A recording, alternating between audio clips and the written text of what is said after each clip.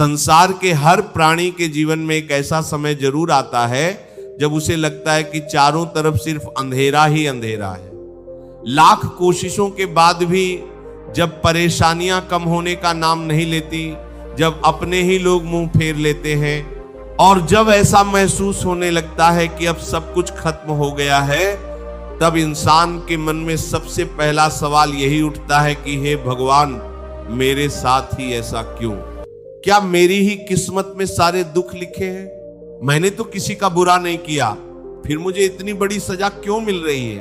प्यारे भक्तों, जब भी आपके मन में ऐसे विचार आए तो समझ लेना कि भगवान आपको सजा नहीं दे रहे हैं, बल्कि वो आपकी परीक्षा ले रहे हैं। और जीवन में जब भगवान परीक्षा लेते हैं तो वे कुछ ऐसे संकेत जरूर देते हैं जिन्हें अगर हम समझ लें तो हमारा दुख और हमारी घबराहट दोनों ही खत्म हो जाएंगे। सबसे पहले तो यह समझना जरूरी है कि भगवान हमारी परीक्षा लेते ही क्यों हैं। क्या परमात्मा को हमें दुखी देखकर कोई खुशी मिलती है? बिल्कुल नहीं। हमारा भगवान तो करुणा का सागर है, वो अपने बच्चों को रोते हुए कैसे देख सकता है?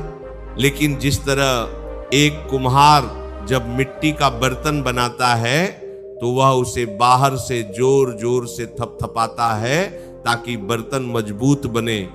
देखने वाले को लगता है कि कुम्हार बर्तन को पीट रहा है, लेकिन सच तो यह है कि वो अंदर से अपना हाथ लगाकर उस बर्तन को सहारा भी दे रहा होता है। ठीक इसी तरह जब भगवान हमें भीतर से मजबूत बनाना चाहते हैं, जब वे हमें जीवन की किसी बड़ी जिम्मेदारी या बड़ी सफलता के लिए तैयार कर रहे होते हैं, तब वे हमें दुख और संघर्ष की भट्टी में तपाते हैं। सोना जितना आग में तपता है उतना ही निखर कर कुंदन बनता है। जब भगवान आपकी परीक्षा लेते हैं तो सबसे पहला संकेत यह होता है कि आप अचानक से खुद को इस भरी पूरी दुनिया में बिल्कुल अकेला महसूस करने लगते हैं।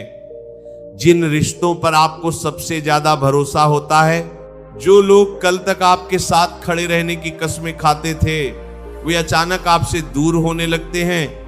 कोई आपका अपना आपको बहुत बड़ा धोखा दे देता है। बुरे वक्त में जब आप मदद के लिए हाथ बढ़ाते हैं तो लोग कोई ना कोई बहाना बनाकर खिसक जाते हैं। यह स्थिति इंसान को भीतर तक तोड़ देती है। लेकिन प्यारे भक्तों, गहराई से सोचिए कि भगवान ऐसा क्यों करते हैं? भगवान ऐसा इसलिए करते हैं क्योंकि वे आपके चेहरे से संसार के इस झूठे मोह की पट्टी हटाना चाहते हैं। जब तक आपके पास लोगों का सहारा रहता है, तब तक आप भगवान को सच्चे मन से नहीं पुकारते।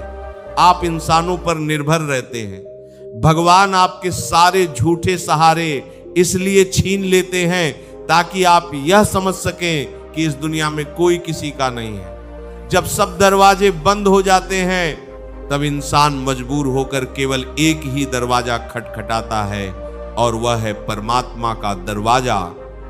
अपनों का साथ छूटना भगवान का यह संकेत है कि हे मेरे बच्चे, अब तू लोगों से उम्मीद लगाना छोड़ दे और मेरा हाथ पकड़ ले।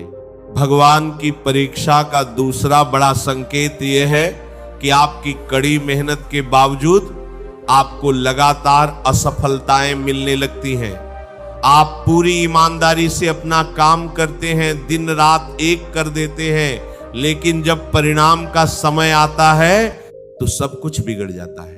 आपके बनते हुए काम ऐन मौके पर आकर रुक जाते हैं। आप एक परेशानी से निकलते हैं तो दूसरी परेशानी दरवाजे पर खड़ी मिलती है।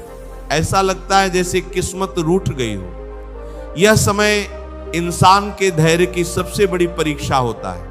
गीता में श्री कृष्ण कहते हैं कि इंसान का अधिकार केवल कर्म करने पर है, उसके फल पर नहीं। जब आपकी मेहनत का फल आपको तुरंत नहीं मिलता तो इसका मतलब है कि भगवान आपके कर्मों का एक ऐसा बैंक बैलेंस बना रहे हैं जिसका फल वे आपको सही समय आने पर सूद समेत वापस करेंगे।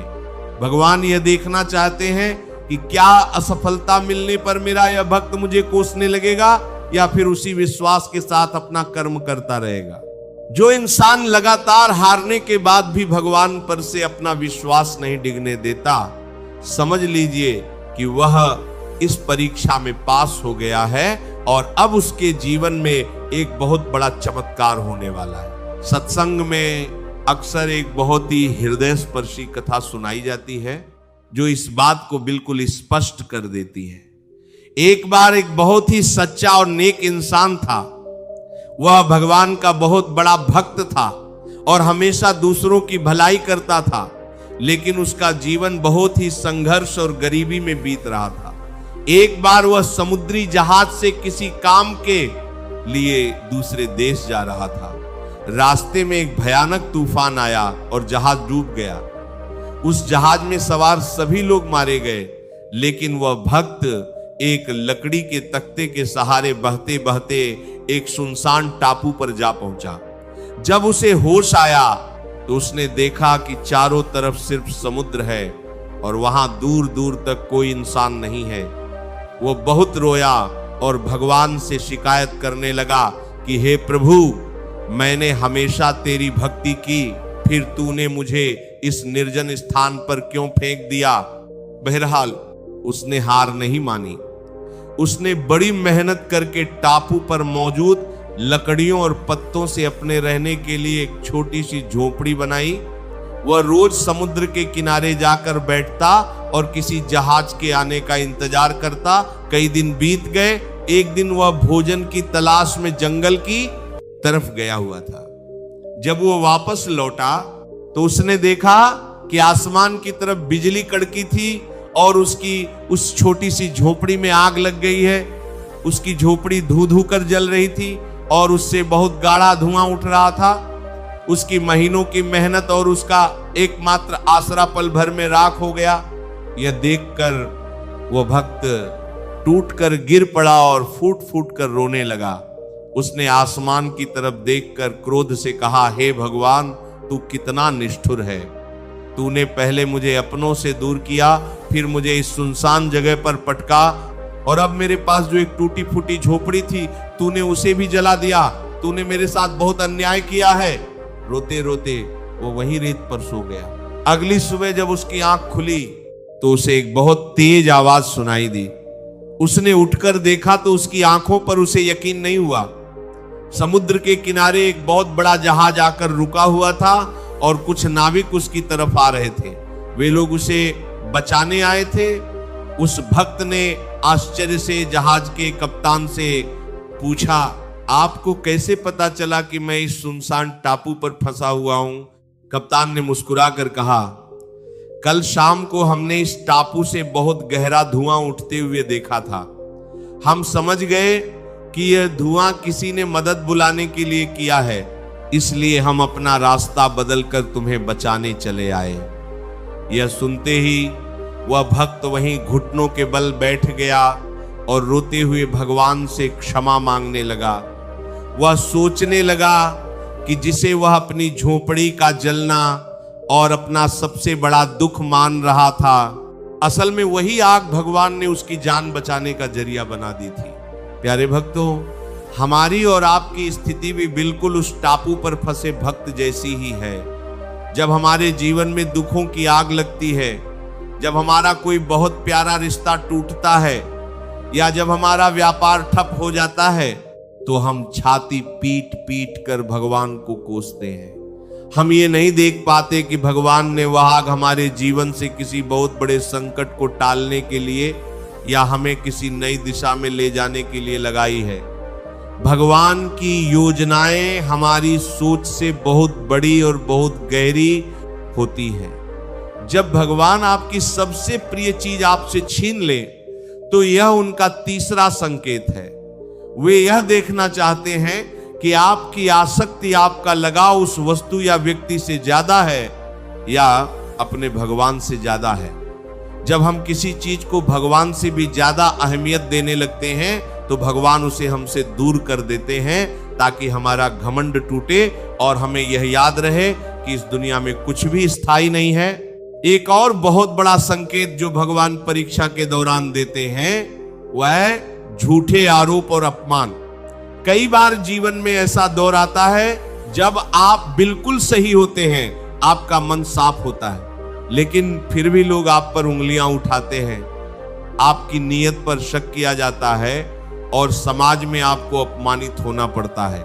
ये ऐसी स्थिति होती है जहां इंसान अंदर से तिलमिला उठता है, उसे लगता है कि वह चीख चीख कर पूरी दुनिया को अपनी सच्चाई बताए। लेकिन भगवान आपको इस स्थिति में इसलिए डालते हैं ताकि वे आपके भीतर के अहंकार को पूरी तरह से नष्ट कर सकें। मान और अपमान संसार की देन है।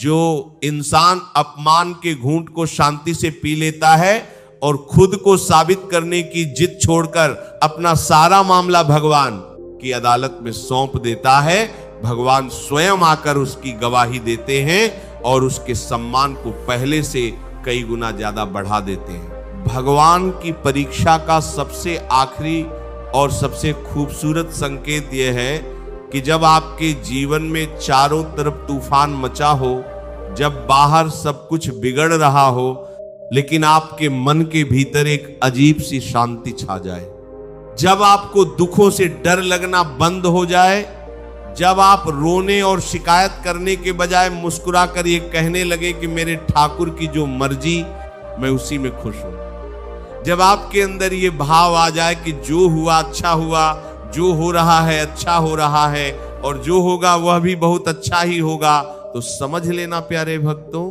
कि आपकी परीक्षा पूरी हो चुकी है। अब आप उस ईश्वर के सबसे करीब आ चुके हैं और अब आपके जीवन में सिर्फ उसका प्रकाश फैलने वाला है। हमेशा याद रखिए कि जब शिक्षक कक्षा में परीक्षा ले रहा होता है तो वह पूरी तरह से मौन रहता है, वह किसी सवाल का जवाब नहीं बताता। इसी तरह जब ईश्वर हमारी परीक्षा लेते हैं तो वे भी मौन हो जाते हैं। हमें लगता है कि भगवान हमारी सुन नहीं रहे हैं, लेकिन वास्तव में वे हमें गौर से देख रहे होते हैं कि हम इस कठिन समय में कैसा व्यवहार करते हैं। इसलिए जब दुख आए तो घबराना मत, धैर्य रखना, विश्वास की डोर को और मजबूती से पकड़ लेना और अपने कर्मों को ईमानदारी से करते रहना। याद रखना कि रात जितनी ज्यादा गहरी और अंधेरी होती है, सवेरा उतना ही करीब होता है। तुम्हारा यह बुरा वक्त भी गुजर जाएगा और एक दिन तुम खुद मुड़कर देखोगे और कहोगे कि उस बुरे वक्त ने ही मुझे जीवन में इतना मजबूत और इतना सफल बनाया। भगवान कभी अपने भक्तों का बुरा नहीं करते, वे बस उन्हें बेहतर बनाते हैं। अगर ये वीडियो आपको अच्छा लगा हो तो वीडियो को लाइक करके चैनल को सब्सक्राइब जरूर करें और कमेंट में राधे राधे जरूर लिखें। ये वीडियो अपने दोस्तों परिवारजनों के साथ शेयर जरूर करें। मिलते हैं किसी और वीडियो में, तब तक के लिए राधे राधे। जय श्री कृष्ण।